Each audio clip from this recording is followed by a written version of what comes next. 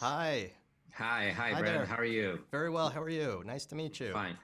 Thank you very much for your time. Thank you. So, Thank you for your time. my first question is when and why did you decide to make a remake of the Danish movie? The original Danish film was brought to me by the writer who adapted it, by Chris Fedak. So I think I'm not sure who, I can't remember. I think his manager had given it to him, who's Danish. And what really sparked me about it, I think, was what excited him, which was just the core concept, right? The idea of making a big action thriller that also is driven by this dynamic inside a small space between three characters who are thrust together under these extreme circumstances over a single day. Um, while there are many elements that uh, kind of fit the genre, like that combined felt like something that you haven't really seen before, and that could be Yeah, visually exciting and narratively really fun. So that's how it originated. that's the stuff. And how did you do the casting? Were Jack and Yaya the first choices? Well, so I mean, the once Michael came on, because the casting conversation didn't really start until we went to Michael, and he said that he wanted to move forward and direct the film. The conversation it was always about the dynamic, right? So we looked at a lot of different casting possibilities.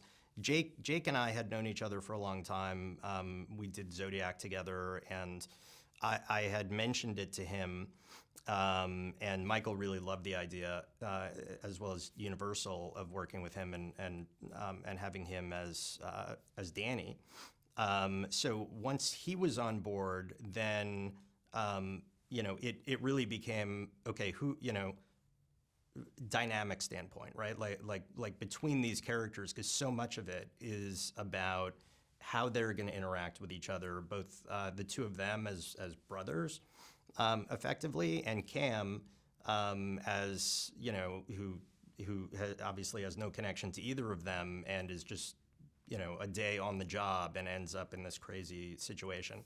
And then our casting director, Denise, kind of was discussing ideas with Michael and with us, and yeah, I think we were really lucky. I mean, Yaya brings so much heart to it. I mean, I watch him on screen in this film, and he just exudes this sort of good person who is beset by terrible circumstances, and makes an impulsive decision for a good reason. And so that dynamic, and it was very much, I had always said to Michael, it reminded me in the script of the dynamic in Training Day a little bit between Denzel and Yeah, Ethan that makes Hawke, right? sense. Yeah. And Jake brings, because, you could imagine a version of the film where Jake plays the other part.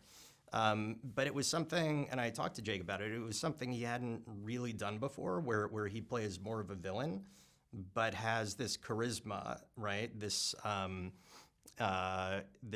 sort of magnetism, about him that makes him much more complex, and makes his intentions more complex. And their relationship, because, he's using his brother.